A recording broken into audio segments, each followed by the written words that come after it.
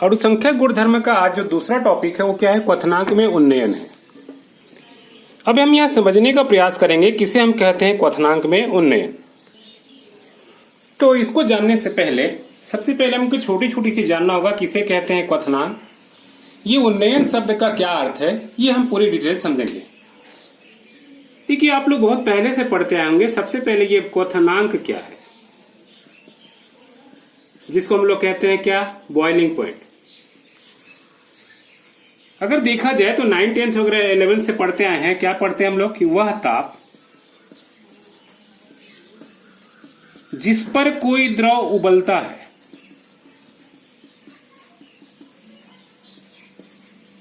उस द्रव का क्वथनांक कहलाता है। इतना हम जानते हैं। ये परिभाषा अगर देखा जाए तो 9th 10th से हम लोग क्या है पढ़ते चले आ रहे हैं। पर ध्यान रखिएगा, अणुसंख्यक गुणधर्म को समझने के लिए हमको एक नई परिभाषा की ओर चलना होगा। और ये परिभाषा जो होगी किसके आधार पे होगी, तो वाष्प दाब के आधार पर होगा। तो वाष्प दाब के बारे में हम पहले बात कर चुके हैं। क्या है वाष्प दाब, देखिए हमको पता है, इसको समझेंगे हम। वाष्प दाब देख चुके हैं, थोड़ा समझेंगे। उसके पहले क्या हमको एक वायु दाब समझना होगा, वायुमंडलीय दाब। सबको पता है कि हमारा वायुमंडलीय दाब कितना है, 1 एटमॉस्फेयर है। इसी को पारा से नापे तो कितना होता है, 760 mmHg होता है। हम क्वथनांक की दूसरी परिभाषा समझेंगे, पहले हम समझते हैं थोड़ा सा वाष्प दाब। तो वाष्प दाब से संबंधित कैसा एक वायुमंडलीय दाब है। अब अगर देखा जाए तो हमको पता है 1 एटमॉस्फेयर क्या है, 760 mmHg। इसे ध्यान रखिएगा, दुनिया में जितने भी द्रव लिक्विड फॉर्म में है उनका जो वाष्प दाब होता है सदैव वायुमंडलीय दाब से क्या होता है, कम होता है।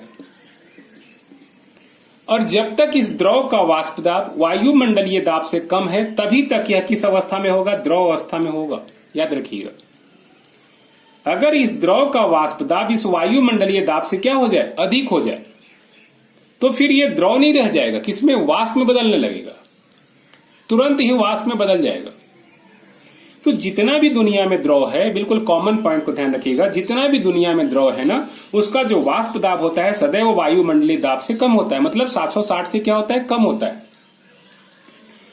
अब अगर देखा जाए तो हमको मालूम है कि अगर किसी द्रव को हम क्या करें, गर्म करें, तो गर्म करते करते क्या होता है, द्रव उबलने लगता है। वो उबलता क्यों है, जरा समझिए। मान लीजिए कोई एक द्रव है, इसका वाष्प दाब मान लीजिए कितना, अभी 500 mmHg है। निश्चित है द्रव रूप में है, मतलब इसका वाष्प दाब वायुमंडलीय दाब से क्या होगा, कम होगा। ठीक है, जैसे जैसे इसका गर्म करते हैं ना, इसका वाष्प दाब क्या होता है, बढ़ता जाता है। जैसे हमने इसको क्या किया, गर्म किया, इसका वाष्प दाब क्या होगा, बढ़ता जाता है। और एक स्थिति ऐसा आएगा यहां पे गर्म करने पर कि इसका वाष्प दाब कितना हो जाए, इसका भी एक वायुमंडलीय दाब या एटमॉस्फेयर के क्या हो जाए, बिल्कुल बराबर हो जाए। याद रखिएगा, जिस ताप पर उस द्रव का वाष्प दाब किसके बराबर हो जाए, वायुमंडलीय दाब के बराबर हो जाए ना, उस ताप पर वह द्रव क्या होता है, उबलने लगता है। उबलने लगता है कब, जब उस द्रव का वाष्प दाब वायुमंडलीय दाब का क्या होता है, बराबर हो जाता है। और इसी हम ताप को, जिस ताप पर वह क्या होता है, उसका वाष्प दाब वायुमंडलीय दाब के बराबर होता है, वही ताप उस द्रव का क्या कहलाता है, यहाँ पे क्वथनांक कहलाता है। अब अगर जल की बात करें तो जैसे ही 100 डिग्री सेल्सियस ताप तक गर्म करते हैं ना, तो जल का जो वाष्प दाब है वो वायुमंडलीय दाब के बराबर हो जाता है। कितने डिग्री सेल्सियस पर, 100 डिग्री सेल्सियस ताप पर। इसी को नापेंगे तो कितना होगा केल्विन में, 373 केल्विन ताप पर। जल का वाष्प दाब किसके बराबर होता है, वायुमंडलीय दाब के बराबर होता है। और इस समय जल क्या होता है, उबलने लगता है। तो हम कहेंगे यह जल का क्वथनांक कितना होगा, 100 डिग्री सेल्सियस होगा। यही है परिभाषा के रूप में हम इसको व्यक्त करेंगे। कैसे लिखेंगे, सीधी सी बात है, देखते हैं। तो ये हो जाएगा वह ताप जिस पर किसी द्रव का वाष्प दाब क्या होता है, वायुमंडलीय दाब के बराबर हो जाता है, उस द्रव का क्वथनांक कहलाता है। उदाहरण के रूप में लिख सकते हैं कि 100 डिग्री सेल्सियस ताप पर जल का वाष्प दाब जो होता है वायुमंडलीय दाब के बराबर हो जाता है, अतः जल का क्वथनांक कितना होगा, 100 डिग्री सेल्सियस होगा। इस तरह से हम क्वथनांक को परिभाषित कर सकते हैं। यहां पर देखा जाए ना तो परीक्षाओं में प्रश्न ऐसा भी आता है कि क्वथनांक में उन्नयन क्या है, इसको सचित्र वर्णन कीजिए या ग्राफ के द्वारा स्पष्ट कीजिए कि किस प्रकार क्वथनांक में उन्नयन हो रहा है। ठीक है, तो अभी तो बात हुई क्वथनांक का, अब समझते हैं क्या है क्वथनांक में उन्नयन। मेन टॉपिक को समझते हैं।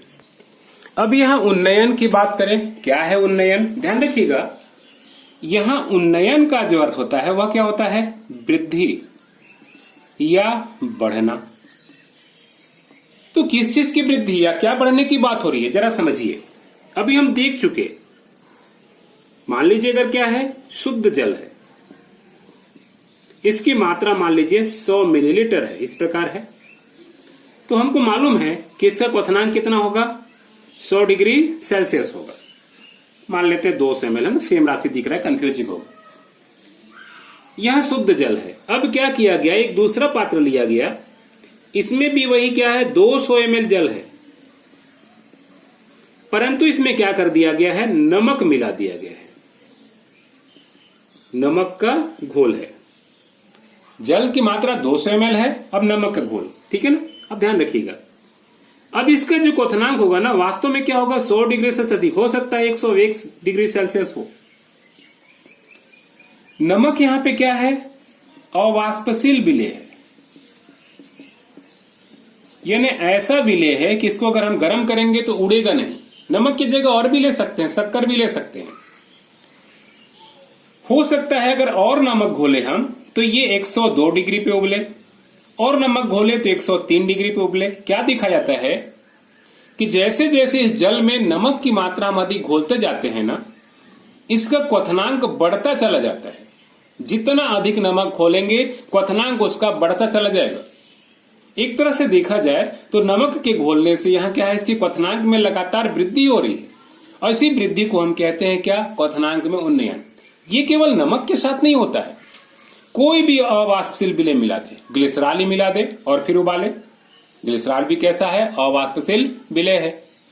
किसी भी चीज में अगर ध्यान रखिएगा, अगर कोई भी वाष्पशील द्रव है और अगर उसमें हम कोई भी अवाष्पशील विलेय मिला रहे हैं, शक्कर मिला रहे हैं, नमक मिला रहे हैं, तो ध्यान रखिएगा उसके क्वथनांक में सदैव क्या होगी, वृद्धि होगी। और क्वथनांक में ही वृद्धि क्या कहलाता है, क्वथनांक में उन्नयन कहलाता है।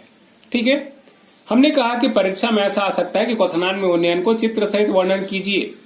ये 5 नंबर का क्वेश्चन आ सकता है, 4 नंबर का क्वेश्चन आता है ना। इसमें ध्यान रखिएगा, हमको ग्राफ के द्वारा समझाना होगा। हालांकि एक और महत्वपूर्ण टॉपिक, बहुत अधिक महत्वपूर्ण है, क्वथनांक में उन्नयन की सहायता से अवाष्पशील विलेय का अणु भार ज्ञात करना। वेरी मोस्ट पॉइंट है, ध्यान रखिएगा।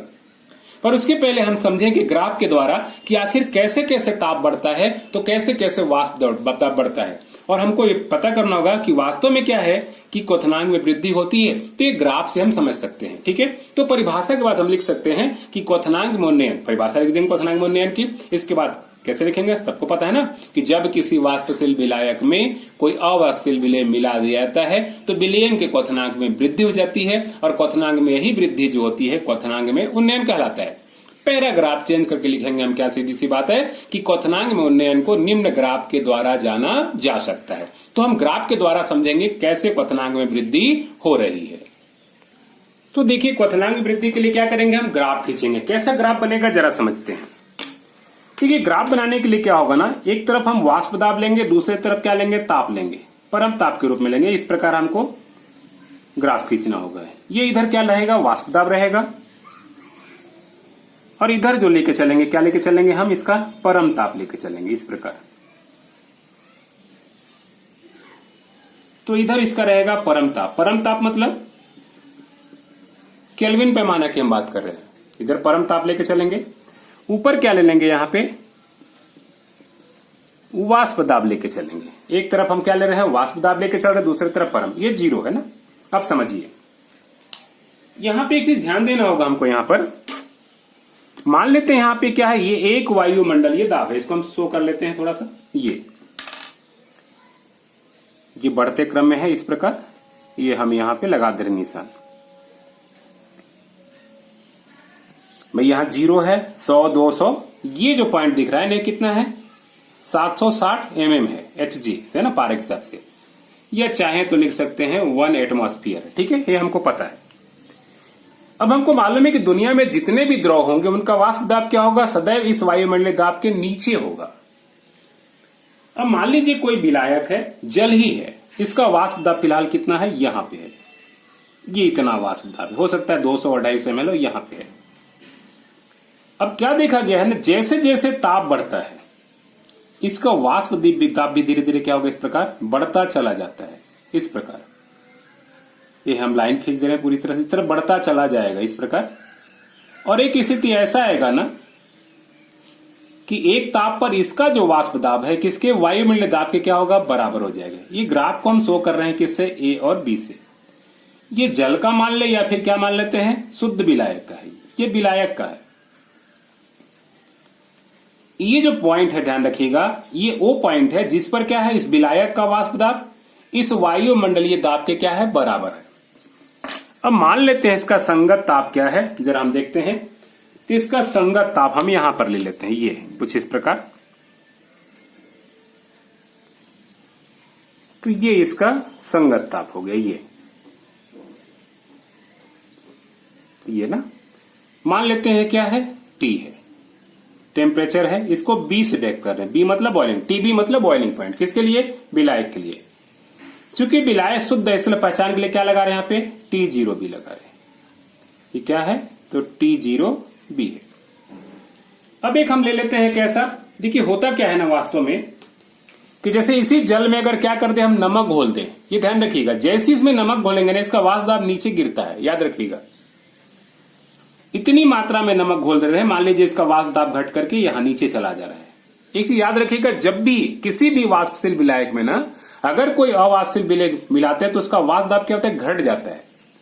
अब इसको भी अगर लगातार हम क्या करेंगे, गर्म करेंगे, तो ये भी उसी प्रकार धीरे धीरे क्या होगा, इसका वाष्प दाब लगातार बढ़ता चला जाएगा। और इस प्रकार हमें यहां एक बिंदु ऐसा मिलेगा जिस पर इसका वाष्प दाब, ये मान लो C और कैसा है, D है। ये किसके लिए है, विलयन के लिए। जैसे ही इसमें अवाष्पशील विलय घोलेंगे ये क्या बन जाएगा, विलयन बन जाएगा। ये यहां पे बिंदु मिलेगा, ये कह सकते हैं बिंदु क्या है, वह बिंदु है जिस पर इसका विलयन का वाष्प दाब वायुमंडलीय दाब के क्या है, बराबर हो जा रहा है। मान लेते हैं इसका संगत ताप अगर लेके चले हम, तो ये इसको खींच लेते हैं, यहां पे संगत ताप क्या होगा जरा देख लेते हैं। तो ये संगत ताप हम खींच ले रहे हैं इस प्रकार। इसको व्यक्त कर रहे हैं किससे हम, टीबी से। देखिए 0 इसलिए लगाए दोनों में अंतर हो सके, ये टीबी है, ये T0 भी है। बी ऊपर डॉट क्यों लगाए हैं, शुद्धता के पहचान। अब मान लीजिए अगर देखा जाए, अगर क्वथनांक 100 डिग्री है तो 100 डिग्री से क्या होगा, अधिक होगा, या 50 डिग्री होगा तो 50 डिग्री से अधिक होगा। आप खुद देखिए, किसी विलायक या जल में हम नमक घोल रहे हैं तो उसका क्या हो रहा है, क्वथनांक अधिक मिल रहा है। अगर यहाँ 100 है तो निश्चित है 102, 104, 10 जो भी होगा आगे बढ़ गया, यही क्वथनांक में क्या है, वृद्धि होगा। अब यहां पे क्या करते हैं, कुछ समझते हैं जरा सा। मान लीजिए जो बिंदु है, इस बिंदु कैसे व्यक्त कर रहे हैं, x से, और ये बिंदु जिस पर मिल रहा है इसको क्या व्यक्त कर रहे हैं हम, y से। बस इसी ग्राफ को बनाना है और इसी ग्राफ को क्या करना है, हमको जानकारी लिखना है। किस प्रकार जानकारी लिखेंगे, जरा इसको हम एक एक बिंदु को समझेंगे।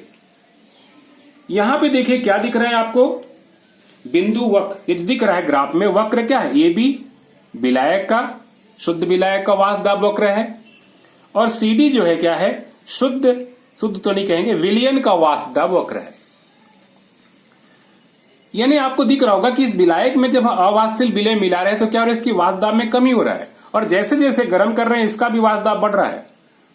परंतु जिस दाब पर कह सकते हैं ये विलायक उबल रहा था, उस ताप पर यह विलयन नहीं उबल रहा है, बल्कि इस विलयन को उबलने के लिए क्या है, अधिक ताप की आवश्यकता होती है। इसलिए ध्यान रखिएगा आप लोग, पुराने जमाने के लोग जो भी घरों में देखिएगा कि जब दूध उबालते हैं तो प्रारंभ में शक्कर नहीं डालते हैं। प्रारंभ में शक्कर डालने का उद्देश्य भले उनको नहीं पता है, लेकिन क्या है, शुरू से जानते आए हैं कि शक्कर कब डालते हैं, जब दूध एक बार उबल जाता है तब। अगर आप प्रारंभ में ही क्या करेंगे, दूध में अगर शक्कर डाल देंगे ना, तो उबलने में क्या होगा, समय लगेगा, टेम्परेचर अधिक लगेगा, यानी वो दूध उबलने में काफी समय ले लेगा। इसलिए दूध जब एक बार उबल जाता है तो फिर शक्कर डालते हैं, ठीक है, क्योंकि उतनी गर्मी होती है कि जब जैसे, फिर भी देखिएगा आप कि उबलते दूध में जैसी शक्कर डालेंगे ना, उसका उबलना क्या होता है, कम हो जाता है या बंद हो जाता है थोड़े समय के लिए। क्यों? क्योंकि जैसी शक्कर डालेंगे उसका वाष्प दाब क्या होगा, घट जाएगा। ट्राई कर सकते हैं आप, देखिएगा जैसी दूध में क्या होगा, आप शक्कर डालेंगे ना, वो तुरंत क्या होगा, उबलना कुछ समय के लिए बंद हो जाता है, और फिर जब गर्म करते हैं तो फिर से वाष्प दाब बढ़ता है, और वाष्प दाब बढ़ता है तो क्या होता है, वो फिर उबलना शुरू हो जाता है। तो आपको दिख रहा होगा यहाँ पे कि ये जो टीबी का मान है, ये टीबी का मान क्या है, अधिक है, किससे, T0B से। और यही ध्यान रखिएगा जो क्वथनांक में वृद्धि होगा, ये जो अंतर दिख रहा होगा बीच को ना, इसको हम क्या करेंगे, हम डेल टीबी से शो करते हैं। इसको क्या करेंगे, हम डेल टीबी से शो करते हैं। और ये डेल टीबी क्या है, अगर हम डेल टीबी की बात करें तो डेल टीबी को हम ऐसे लिख सकते हैं, कैसे, ये डेल टीबी बराबर कैसे लिख सकते हैं, अधिक कौन है, ये टीबी माइनस T0B, यानी टीबी में से T0B घटाएंगे तो हमको क्या मिलेगा, डेल टीबी मिलेगा। और यही डेल टीबी कहलाता है कौन सा, क्वथनांक में उन्नयन। अगर मान लीजिए T0B कितना है, 100 डिग्री सेल्सियस है, और मान लीजिए 105 डिग्री सेल्सियस है, तो क्या करेंगे हम यहां पे, अगर करते हैं क्या, हम 105 टीबी माइनस क्या करेंगे, अगर 100 करेंगे तो क्या आएगा, 5 डिग्री सेल्सियस। ये 5 डिग्री सेल्सियस क्या मिला हमको, क्वथनांक में वृद्धि मिला, और इसी क्वथनांक में वृद्धि को क्या कहते हैं, हम क्वथनांक में उन्नयन कहते हैं। अब जरा समझिए हमको ग्राफ को कैसे वर्णन करना है। देखिए मैं थोड़ा लंबा ले रहा हूं, पर आपको डिटेल इसलिए जानकारी दे रहा हूं ताकि आपको कंपटीशन में पूरी जानकारी मिल सके, और कैसे किस प्रकार आप लिखेंगे। अब देखिए हमको लिखना कैसे, जरा समझिए, यहां समझते हैं। क्या लिखेंगे, उपरोक्त ग्राफ में वक्र ए बी विलायक का वाष्प दाब वक्र है, तथा वक्र सी डी क्या है, विलयन का वाष्प दाब वक्र है। इन ग्राफ के अवलोकन से निम्न प्रमुख जानकारियां प्राप्त होती है। नंबर 1, जैसे जैसे ताप में वृद्धि होती है, विलायक और विलयन दोनों के वाष्प दाब क्रमशः बढ़ते हैं। ये पहला बिंदु होगा। जैसे जैसे ताप में हम वृद्धि करते हैं, विलायक और विलयन दोनों के वाष्प दाब में क्रमशः क्या होता है, वृद्धि होता है। यहां प्रत्येक ताप पर विलयन का वाष्प दाब वक्र जो CD होता है, वो क्या होता है, विलायक के वाष्प दाब वक्र के AB के नीचे क्या होता है, प्राप्त होता है। ठीक है। दूसरा बिंदु, बिंदु X वह ताप है जिस पर विलायक का वाष्प दाब वायुमंडलीय दाब के बराबर हो जाता है। इसका संगत ताप क्या है, T0B है, जो इस विलायक का क्वथनांक कहलाता है। बिंदु Y विलयन के लिए वह बिंदु है जिस पर विलयन का वाष्प दाब इस वायुमंडलीय दाब के क्या होता है, बराबर हो जाता है। इस बिंदु का संगत ताप क्या है, TB है, जो इस विलयन का क्वथनांक कहलाता है। तीसरा पॉइंट दे सकते हैं कि यहां स्पष्ट है कि विलयन का जो है क्वथनांक TB का मान विलायक के क्वथनांक T0B से अधिक प्राप्त होता है। इससे स्पष्ट होता है कि विलयन का जो क्वथनांक होता है सदैव विलायक के क्वथनांक से क्या होता है, अधिक होता है। और क्वथनांक में यही वृद्धि जो होती है क्या कहलाती है, क्वथनांक में उन्नयन कहलाती है, जहां क्वथनांक में उन्नयन डेल TB बराबर कैसा, TB माइनस T0B है। ये आपको आखिरी में करना है। इस प्रकार हम क्या कर सकते हैं, क्वथनांक में उन्नयन को वर्णन कर सकते हैं। ऐसे देखा जाए तो इसको पॉइंट, छोटे छोटे पॉइंटों में और बांट सकते हैं, पर हमने क्या है शॉर्टकट 3 बिंदु में लिया है। किताबों में देखेंगे तो 5-6 बिंदु जा सकता है ना, एक एक चीज का पूरा डिटेल मिलेगा। पर क्या है, जितनी वाजिब जानकारी है मैं पूरी तरह से क्लियर कर दिया हूं। चलिए अगला पॉइंट की ओर चलते हैं। अब यहाँ एक पॉइंट आता है, क्वथनांक में उन्नयन द्वारा अवाष्पशील विलेय का अणु भार ज्ञात करना। वेरी मोस्ट है, ये काफी महत्वपूर्ण है और ये प्रश्न आता है। अभी हम लोग क्या देखे हैं, सीधी सी बात है, देख चुके हैं। कैसा देखे हैं, डेल TB बराबर क्या मिला था हमको, TB माइनस T0B मिला था। ये क्वथनांक में उन्नयन है। अब इसको हम कैसे लिखेंगे, इसको जरा हमको समझना होगा। तो देखिए, इसको लिखने के द्वारा डायरेक्ट हम सीधी सी बात है हम लिख सकते हैं। कैसे, तो ऐसा लिख सकते हैं कि प्रयोगों द्वारा यह पाया गया है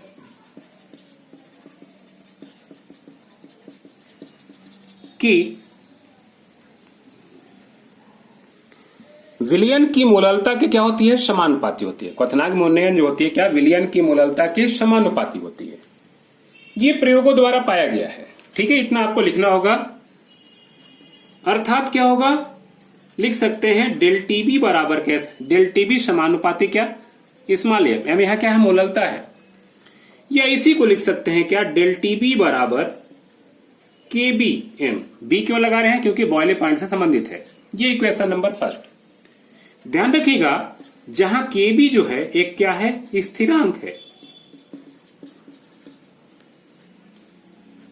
अब क्या है, हमको कैसे प्रूव करना है जरा समझिए। तो ध्यान रखिएगा, यहां मोललता का बस मान रख दीजिए, आपको निकल जाएगा केवल मोललता। तो हम यहां स्टार्ट करेंगे। हम पढ़ चुके हैं, आप लोग देख चुके हैं पहले, तो हम जानते हैं कि मोललता का आपको सूत्र पता होगा। तो मोललता m बराबर क्या है सूत्र? तो कहता है क्या? विलेय की मोलों की संख्या इंटू 1000 और बटे क्या होता है यहां पे?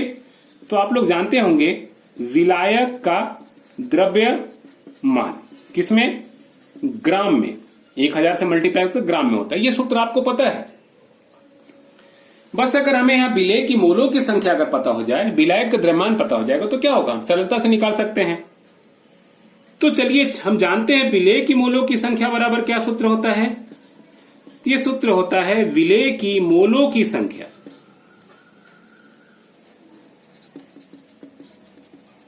बराबर क्या होता है सूत्र? विलेय का द्रव्यमान और बटे क्या होता है? विलेय का अणुभार।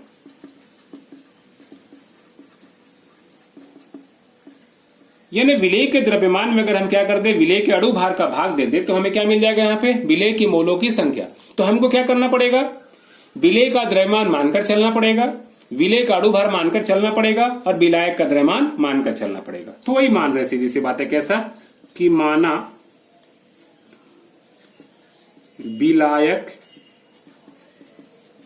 तथा विलेय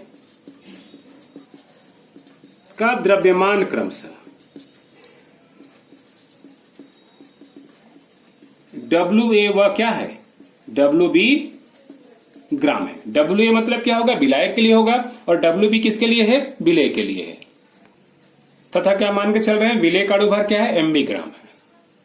अब सीधे विलेय की मोललता बराबर विलेय की मोलों की संख्या बराबर क्या हो जाएगा? तो हम लिख सकते हैं अतः विलेय की मोलों की संख्या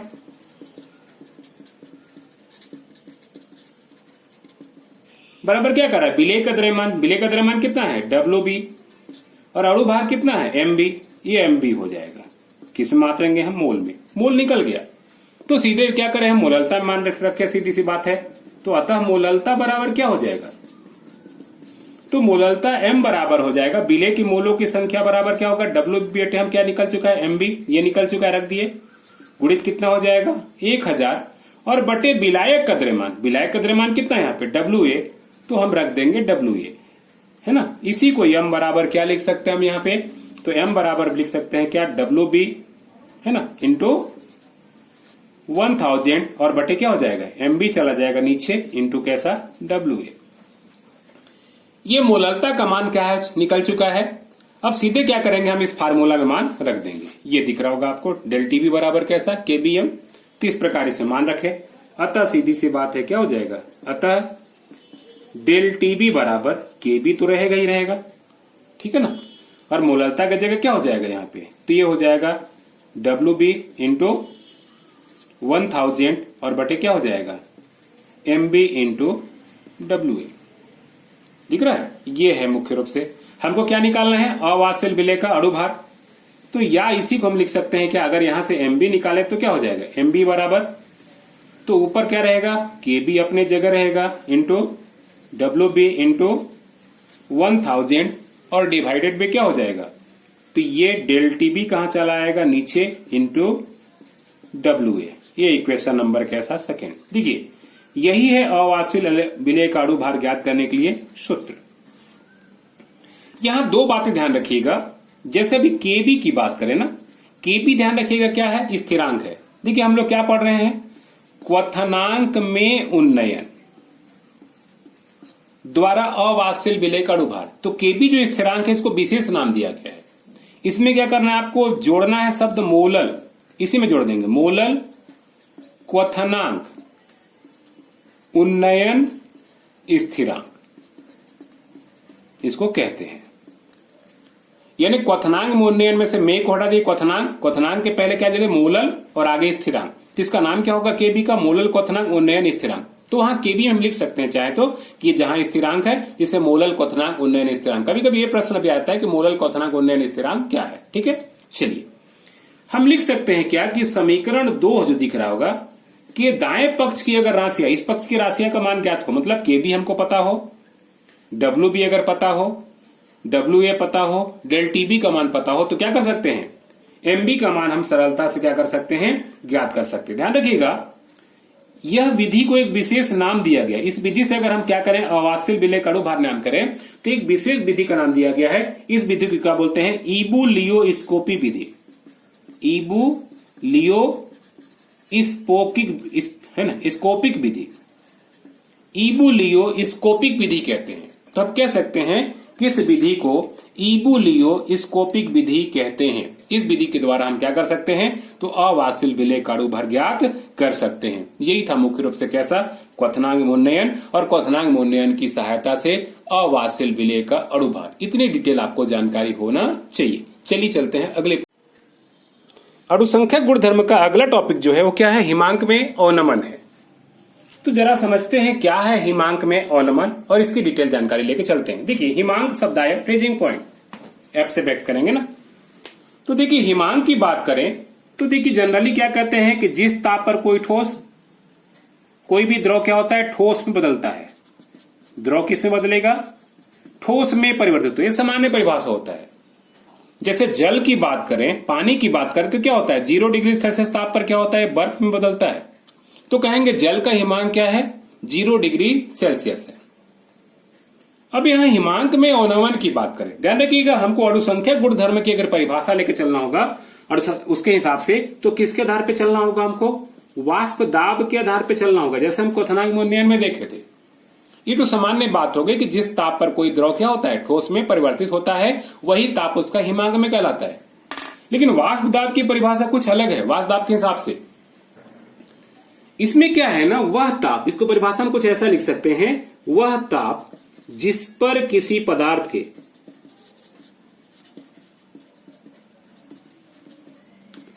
के क्या, ठोस रूप तथा द्रव रूप का वाष्प दाब बराबर होता है, उस पदार्थ का क्या कहलाता है, क्वथनांक कहलाता है, सॉरी हिमांक कहलाता है। फ्रीजिंग पॉइंट हिमांक कहलाता है। यानी उस पदार्थ का ठोस रूप और द्रव रूप दोनों का वाष्प दाब क्या हो जाए, इक्वल हो जाए, बराबर हो जाए। जैसे हमने क्या कहा, जल का अगर बात करें 0 डिग्री सेल्सियस पे, हम लोग क्या कहते हैं, बर्फ का गलनांक कितना है, 0 डिग्री सेल्सियस है। बर्फ क्या है, जल का हिमांक कितना है, 0 डिग्री सेल्सियस है। ठीक है, दोनों का वाष्प दाब बराबर है, हिमांक भी वही होगा और किसकी बात कर रहे हैं हम, गलनांक भी वही होगा। क्योंकि गलनांक बिंदु पर भी क्या होता है, दोनों रूपों, ठोस रूप और द्रव रूप दोनों के वाष्प दाब बराबर होते हैं, और हिमांक पर भी क्या होगा, ठोस रूप और द्रव रूप दोनों के वाष्प दाब क्या होंगे, बराबर होंगे। अभी हिमांक में अवनमन है क्या, जरा समझिए। देखिए यहां एक शब्द आ रहा है क्या, अवनमन। अवनमन का मतलब होता है नीचे या फिर क्या, कमी। अब ये नीचे या कमी जरा है क्या, समझिए। आपको पता है कि बर्फ जो है ना, जल का बर्फ उस कितना 0 डिग्री सेल्सियस पर जमता है। आप एक प्रयोग कर सकते हैं, क्या कर सकते हैं, 2 पात्र, इसमें हमने क्या क्या लिया, 100 ml जल ले लिया, और इसमें क्या कर दिया, हम 100 ml जल तो ले रहे हैं, साथ में इसमें बहुत सारा क्या कर दिया, नमक मिला दिया, शक्कर मिला दिया। आप ट्राई करके देखिएगा और दोनों में फ्रिज में रख दीजिए, दोनों को फ्रिज में रख दीजिए और क्या करिए, अवलोकन करिए। आप क्या देखेंगे, शुद्ध जल जो है वो पहले जमता है, और इसको जमने में क्या होता है, समय लगता है। इसको जमने में क्या होगा, समय लगता है। क्यों लगता है, सीधी सी बात है, इसमें किसकी उपस्थिति है, नमक का। यहां भी ध्यान रखिएगा वही है, अवाष्पशील विलेय, अवाष्पशील विलय की बात हो रही है। यहां अवाष्पशील विलय की उपस्थिति में क्या हो रहा है, इसका हिमांक में कमी हो जा रहा है। मतलब जो मान लीजिए क्या 0 डिग्री सेल्सियस पे जम रहा था, अब हो सकता है इसको जमने के लिए -3 डिग्री सेल्सियस, -4 डिग्री सेल्सियस की आवश्यकता होगी। आप लोग देखिएगा ठंडे प्रदेशों में क्या होता है, जब सड़कों पे बर्फ जमा हो जाता है तो क्या करते हैं लोग, नमक का छिड़काव करते हैं। नमक जैसे ही डालेंगे क्या होगा, उसके हिमांक में कमी हो जाएगा। यानी जो बर्फ 0 डिग्री पे जमा था, नमक मिलते के साथ क्या होगा, पिघल जाता है, क्योंकि जमने के लिए उसको और कम टेम्परेचर चाहिए। मतलब -4 -5 होगा तो जमेगा। तो ये जनरली क्या होता है, हिमांक में अवनमन होता है। तो इसके परिभाषा हम क्या कर सकते हैं कि जब किसी वाष्पशील विलायक में अगर कोई अवाष्पशील विलय अगर क्या कर दें, हम मिला देते हैं, तो विलयन के हिमांक में कमी हो जाती है। और हिमांक में इसी कमी को हम क्या कहते हैं, यहां पर तो हिमांक में अवनमन कहते हैं। और ये देखा गया है। एथिलीन ग्लाइकॉल का प्रयोग जानते होंगे, एथिलीन ग्लाइकॉल सूत्र क्या होता है इसका, सबको पता होगा, CH2OH CH2OH। ये कैसा है, अवाष्पशील विलय है।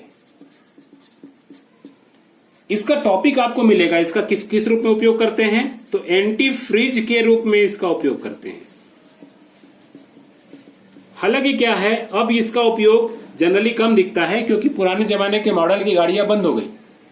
लेकिन फिर भी प्रश्न आता है कि ठंडे प्रदेशों में कार के रेडिएटर वाले जल में एथिलीन ग्लाइकॉल की उचित मात्रा मिलाई जाती है, क्यों। यह एक बात किसका आया, रेडिएटर। देखिए जितने भी वाहन या गाड़ियां होती है ना, उसके ऊपर देखिएगा आगे सामने पंखी लगी होती है और एक रेडिएटर लगी होती है। इसका काम क्या है, ध्यान रखिएगा, इंजन को ठंडा करने का काम करता है। और इंजन का ठंडा का काम पुराने जमाने में कौन करता था, जल करता था। जल क्या करता था, एक पाइप नली के द्वारा, पाइप नली के द्वारा किसमें, इंजन के अंदर जाता था। अब ऐसा नहीं कि जहां लिक्विड है उसके क्या होते हैं, अगर मान लीजिए इंजन है इस प्रकार, ये पूरा खोखला भाग इतना है, तो ये पतली पतली नलियां इस प्रकार लगी होती थी चारों तरफ, इस प्रकार बारीक बारीक नलियां, इसी में पानी घूमता था और अंदर की गर्मी लाकर बाहर डालता है। तो रेडिएटर का मेन काम क्या है, इंजन को ठंडा करना। अगर बिना रेडिएटर का हम किसी भी वाहन को चलाएंगे ना, क्या होगा, इतना गर्म हो जाएगा कि इंजन क्या होती है, पूरी बैठ जाती है, सीज हो जाता है।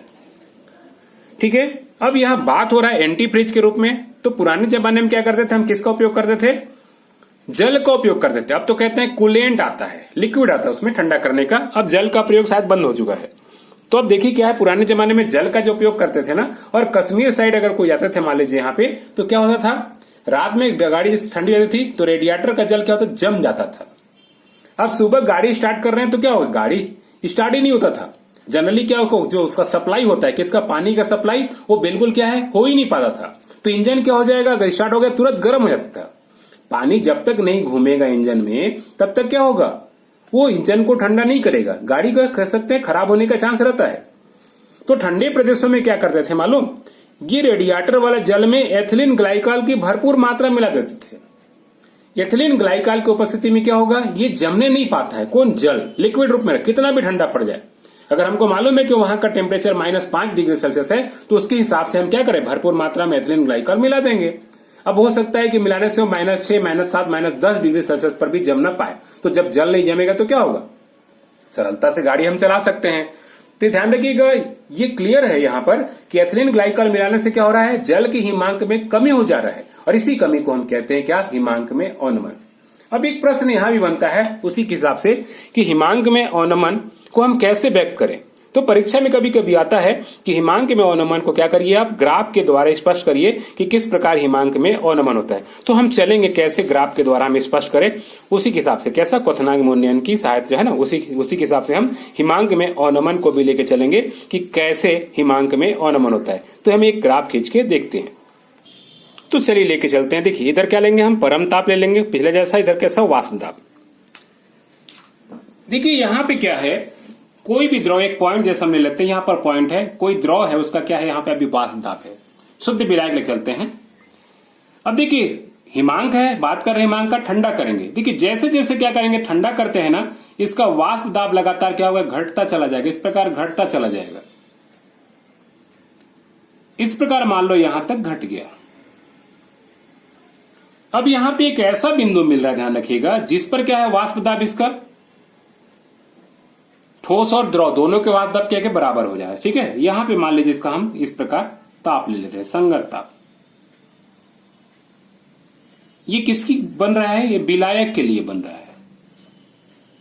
तो क्या हो जाएगा यहां पे? TF, चूंकि शुद्ध है इसलिए पहचान क्या कर दी हम? T0F लेके चले। ठीक है, इधर मान लेते हैं कौन सा रूप है? ये इसका ठोस रूप है। इधर कौन सा रूप है? यहाँ पे ठोस रूप है। ये ठोस क्या होगा? विलायक ही होगा ना। चलिए ग्राफ का नाम दे देते हैं। ये क्या बिंदु है? A है, ये बिंदु B है और ये बिंदु कैसा है? C है। देखिए पिछला बार भी हम पढ़ चुके, होगा क्या ना, इस विलायक में मान लीजिए आप नमक मिला दीजिए, एथिलीन ग्लाइकॉल, तो इसका वाष्प दाब तुरंत क्या होता है? घट के नीचे चला आता है। तो जैसे ही मिलाएंगे अवाष्प से विलय, क्या होगा? इस वाष्प दाब घट के कहा? नीचे चला आएगा। इस प्रकार मान लीजिए यहाँ गया। अब इसको भी हम क्या कर रहे हैं? धीरे धीरे ठंडा कर रहे हैं, तो इसका भी वाष्प दाब क्या होगा? इस प्रकार घटता चला जाएगा, इस प्रकार ये। और इसके लिए भी एक बिंदु आएगा जिस पर इसका वाष्प दाब क्या होगा? वायुमंडलीय वाष्प दाब क्या होगा? ठोस रूप और द्रव रूप दोनों के क्या होगा? बराबर होगा। ये बिंदु मान लेते हैं क्या? D बिंदु है। ये किसके लिए है? विलयन के लिए है। अब अगर इसका संगत ताप देखें तो संगत ताप क्या मिलेगा हमको? ये कुछ मिलेगा। ये इस प्रकार हम खींच ले रहे हैं। ये विलयन के लिए क्या कर रहे हैं हम? TF से केवल व्यक्त कर रहे हैं। ये जो आपको अंतर दिख रहा है, यही अंतर क्या कहलाता है? यहां पे डेल TF कहलाता है। तो इस ग्राफ में क्या दिख रहा होगा कि जब शुद्ध विलायक था तो B बिंदु पर क्या हो रहा है? ये ठोस रूप में बदल रहा है। और जब विलयन है तो किस बिंदु पर? ये D बिंदु पर ठोस में बदल रहा है।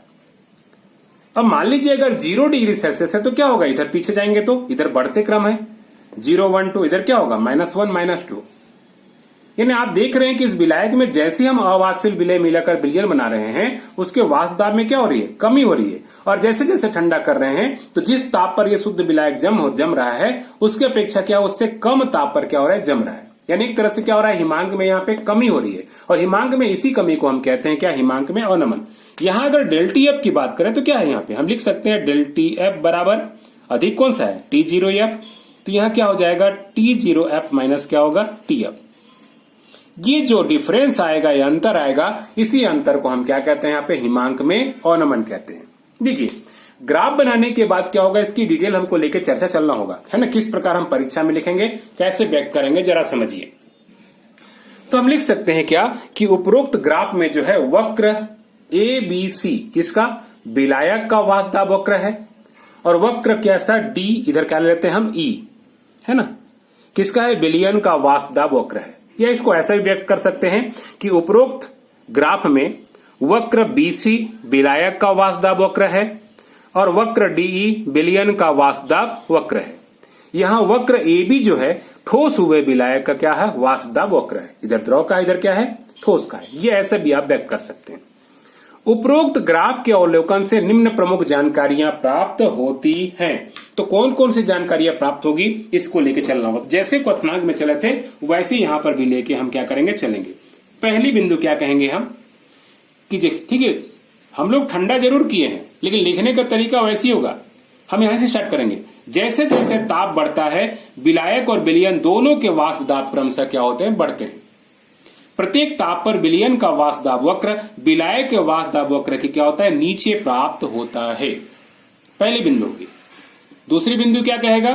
कहे कि बिंदु B विलायक का वह बिंदु है जिस पर इसका द्रव रूप और ठोस रूप दोनों के वाष्प दाब आपस में क्या हो रहा है? बराबर हो जाता है। इस B बिंदु का संगत ताप क्या है? T0F है, जो विलायक का हिमांक कहलाता है। बिंदु D विलयन के लिए वह बिंदु है जिस पर इसका द्रव रूप और ठोस रूप इन दोनों के वाष्प दाब क्या हो रहा है? बराबर हो जा रहे हैं। बिंदु D का संगत ताप क्या है? TF है, जो विलयन का क्या कहलाता है? हिमांक कहलाता है। नंबर 3 क्या लिखेंगे कि यहां विलयन का हिमांक TF का मान विलायक के हिमांक T0F के अपेक्षा कम प्राप्त होता है। अर्थात विलयन का हिमांक विलायक की अपेक्षा कम होता है। इसे हम हिमांक में अवनमन कहते हैं। जहां हिमांक में अवनमन बराबर, तो लिख सकते हैं हिमांक में अवनमन डेल TF बराबर कैसा? तो T0F माइनस क्या होता है? TF होता है। बस इतनी ही जानकारी क्या करना है आपको ग्राफ के बारे में देना है। जिस प्रकार वहां देखे थे अणुभार ज्ञात करना, उसी प्रकार हमको यहाँ चलना होगा। ठीक है, तो इतनी जानकारी क्या करना है ग्राफ बनाने के बाद आपको देना है। ये बिल्कुल आपको जानकारी समझ में आ चुकी होगी। चलिए अगले पॉइंट की ओर चलते हैं।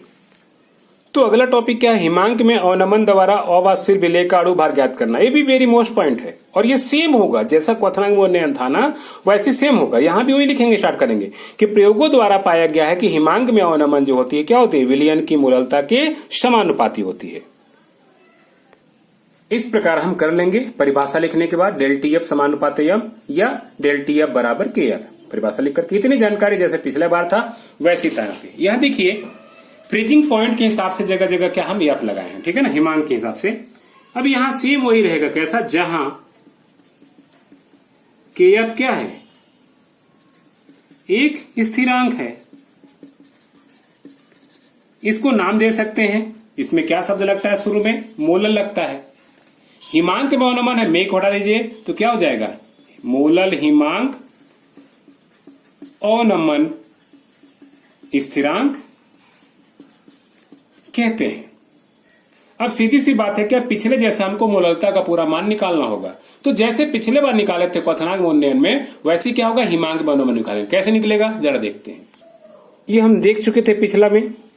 हम जानते हैं कि स्टार्ट करेंगे, मोललता एम बराबर विलेय के मोलों की संख्या इंटू n,000 इंटू विलायक का द्रव्यमान किसमें, ग्राम में। और विलेय की मोलों की संख्या बराबर क्या होता है, विलेय के द्रव्यमान बटे विलेय का अणुभार।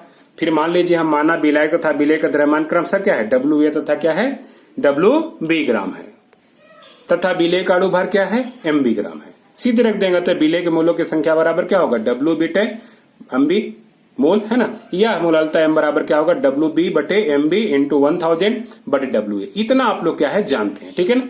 या फिर मोललता M बराबर क्या निकल सकता है, तो ये M क्या होता है, मोललता M बराबर WB इंटू 1000 बटे कैसा MB इंटू WA। इतनी हम जानकारी निकाल सकते थे। अब इसी M को क्या करेंगे, हम मान रख देंगे। कैसे रखेंगे जरा देखते हैं। तो यहां देखिए सूत्र क्या था, डेल टी एफ बराबर के एफ एम, इसी मोललता का मान ये क्या रखेंगे, मान रखेंगे। तो क्या हो जाएगा, डेल टी एफ बराबर क्या हो जाएगा, यहां सीधी सी बात है के एफ, और मोललता का मान हमको कितना मिला था, ये मिला था एम बराबर डब्ल्यू बी इंटू, ये मिला था ना, डब्ल्यू बी इंटू 1000 और बटे क्या, तो मान रख देंगे यहाँ पे इंटू डब्ल्यू बी इंटू क्या 1000 और बटे क्या होगा यहाँ पे एम बी इंटू डब्ल्यू। ये हम मोललता का मान क्या कर चुके, रख चुके। इसी को हम आगे बढ़े, हमको क्या निकालना है, हमको यहां से एमबी निकालना है।